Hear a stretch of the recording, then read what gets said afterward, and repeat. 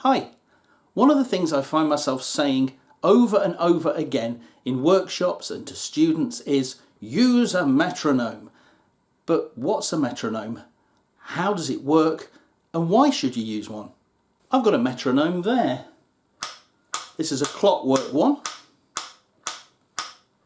And I've also got a little digital one here, which also has that kind of swinging pendulum on that screen. I don't know if you can see it, but in LCD form. You can get them as apps for your phone, and in fact, go on, I'll wait. Google metronome.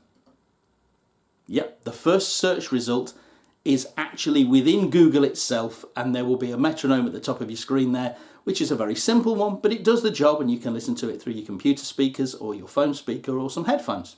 So what does that actually mean? Well, that ticking that you're hearing is a solid, regular pulse. And most music has a regular pulse underlying the rhythms of that song. In fact, when you count a song in, and this is something I see all the time, a count into a song isn't just ready, steady, go, start the song. It should be at the tempo that you want people to play. So you start off the song and you go 1, 2, 3, 4, and the song should continue with that pulse. Quite often see people go 1, 2, 3, 4, and then the song starts playing and everyone's fighting to try and find the tempo because they don't know what it is yet, and they're going to sort of average out and find where everyone else is playing. So it's really important that we know how to measure this tempo, and even more important that when we practice playing to this solid pulse. Because, particularly if you're practicing on your own, it's very, very easy to slow down on the difficult bits and speed up on the easy bits. And you maybe won't notice that you're doing it when you're on your own, because there's no one around you playing to compare to think, oh, I'm rushing ahead or lagging behind. And if you're focused on your playing, you just won't notice it's happening. So let's try something. I'm going to set my metronome to 120 beats per minute, and I'm going to see if I can play a strum downwards on my C chord on every one of those clicks. 1, 2, 3, 4.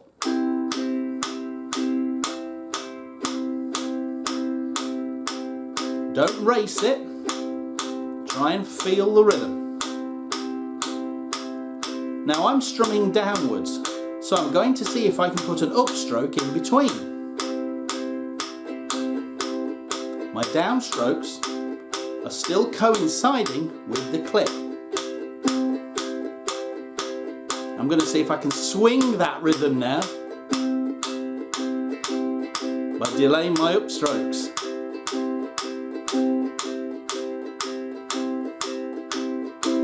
Now you might have found that quite easy. You might have found it quite hard.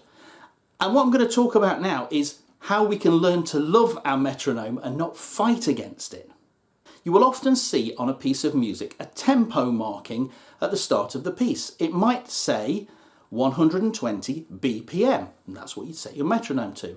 Or it might say something like this. A musical note equals and then a number. And that's more or less telling you the same thing. It's saying you're having that many of that particular note value per minute. And if it's a note like the one I just showed you, well, that's the same as beats per minute. Now that isn't the speed you should start playing that piece at from day one. It shouldn't really come as much of a surprise that that's a target for you. That's the speed that you want to try and achieve if you're going to play it at the tempo that's indicated. You need to start a lot slower. And there's an important thing when we're practicing music, and this is where a metronome is really, really good. We want to practice playing the whole piece, the whole song, whatever it is, in time. And the only way to practice playing something in time is to have some kind of reference like a metronome. The speed is irrelevant. We are practicing doing these actions over and over again to a regular beat. Now, eventually, we're going to gradually speed that up to get to our target. But here's what happens if you start too fast. You would go fast, fast, fast, fast, easy bit, all this tricky bit, easy bit, easy bit, easy bit. You might even do that consciously when you're practicing. You might go, yeah, know this bit, know this bit, know this bit, know this bit. Oh, this bit's tricky, I'll slow down. Now, in certain situations, that might be a good way to practice if you just want to work out those tricky bits. But I really, really recommend that you try playing your piece all the way through at the tempo that you can achieve the difficult bits at. So if that little run I did then can only be done at this speed, then do all the rest of the song at that same speed. So that when you get to that bit, you don't speed up or slow down.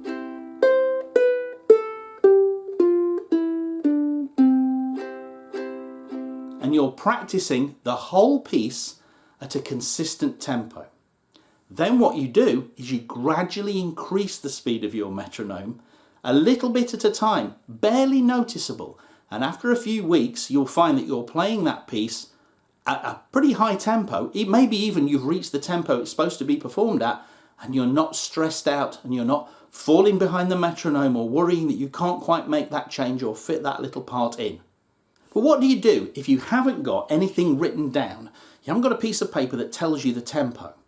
Well, if you've got a YouTube video or a song online or a CD or anything like that, a song on the radio, and you've got one of these kind of metronomes, doesn't have to be this model, most of these small battery operated ones have the same feature, they have a tap feature, which means at the moment that's 80 beats per minute.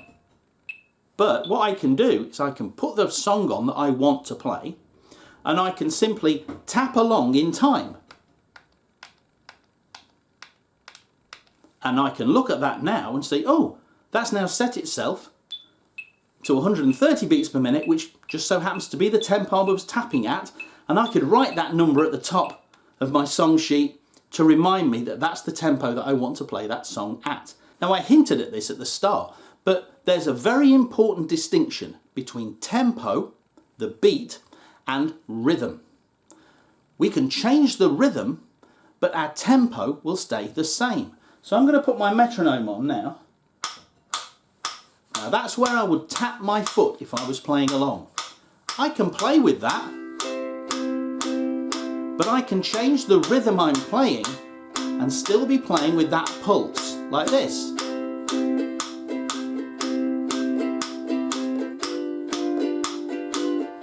I could change it again.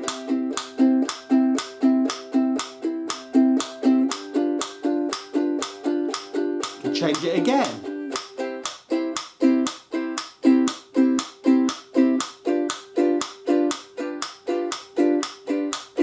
So those rhythms are really the style of the music, the feel of the music, but all of them had a 120 beat per minute tempo. Now there are a couple of things you can do with metronomes that are quite useful that often, you don't get told when you get one. You just buy a metronome and it says set it to this number and press the button and you get that tick. But what happens when we say slow down the tempo? When these get really, really slow, what happens? Make that nice and slow. Right, maybe I need to play that slow. That's quite difficult to do because there's such a big gap. And if I try,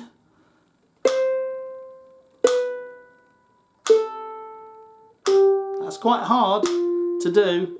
There's a lot of dead air in between those clicks. What you could try and do is you could try and double up the speed. Now that seems really fast, but now I've made that click twice on each beat. So I'm not going to count 1, 2, 3, 4 and try and play that fast. I'm going to count like this. 1 and 2 and 3 and 4 and 1 and 2 and 3 and 4 and 1 and 2 and 3 and 4 and...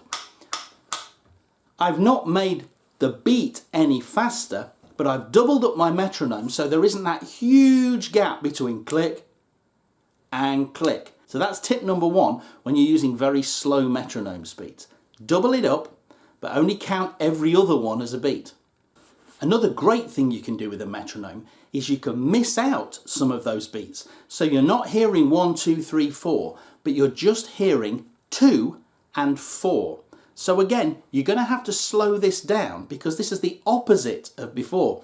Before we sped it up and had more than one click per beat. We had 1 and 2 and 3 and 4 and. Now we're going to have to slow it down and we're just going to hear 2 and 4. Why 2 and 4? Well, so much music, it relies on this backbeat. It's where the snare drum would hit in most, rock and pop and blues and country. It's where you will be clapping your hands, or at least where you should clap your hands along to music. It's a really important thing to be able to feel, to hear that 1, 2, 3, 4, 1, 2, 3, 4.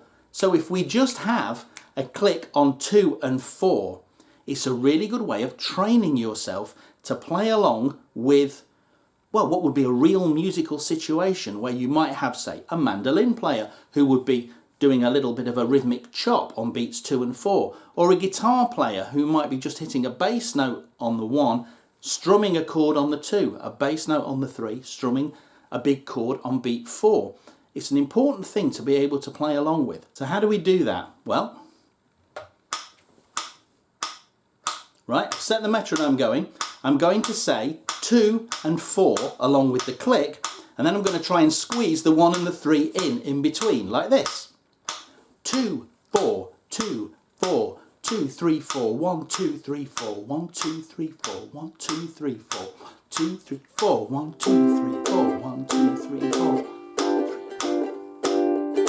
That's now clicking where people might clap their hands, where a drummer might hit their snare drum, where someone might tap a tambourine.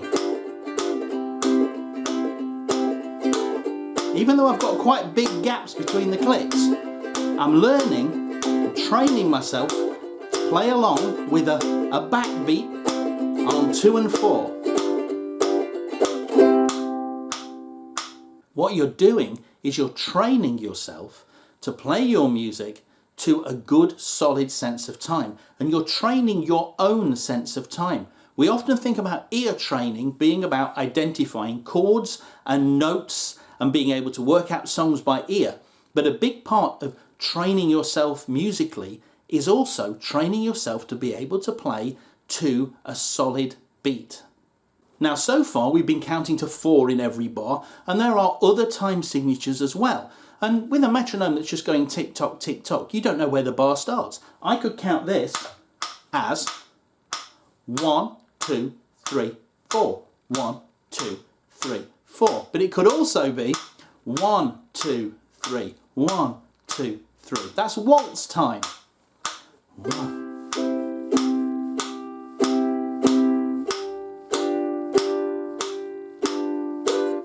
And there are lots of other time signatures. Most metronomes are going to have different settings to help you find what you want. And actually, outside of just a straight tick like that, most of them will allow you to highlight the first beat of a bar. I've just set this metronome now. It has a bell in it. And I've set it so that it's going to ring that bell every 4 beats. 1, 2, 3, 4. 1, 2, 3, 4. So now I can use that to tell me where the new bar starts. Again, that's one of those little things that after a while you might not need that, but it's giving you an important clue should you get lost as to where the first beat of the bar is. I've now set it to do it every 3 beats. So there's my waltz time. 1, 2, 3, 1, 2, 3. Now you can also do this on a little battery metronome like this one, little electronic one. This one's set to 4 beats in a bar, and not only will the beat be a different tone on the first beat of the bar, I have little lights up here. One of them will light up on beat 1 and the other one will flash on the other beats. 1, 2, 3, 4.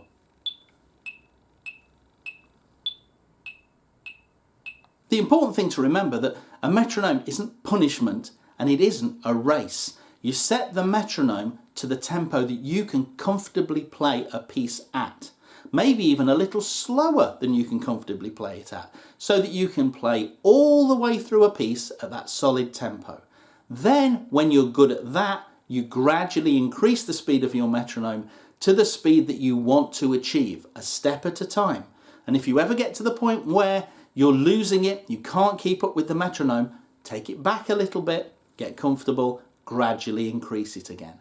It can really help improve your sense of time, and it can certainly help, particularly on the ukulele, where you have maybe a very, very quick strum in an otherwise fairly mundane piece. So you might be doing this, and then you've got to put something fancy like that in there, a moment there where you could rush ahead or fall behind. And if you're switching between strumming and picking, so it's really difficult to keep that at a solid beat. Maybe you've got a little single note line in your piece, like this song you might recognise.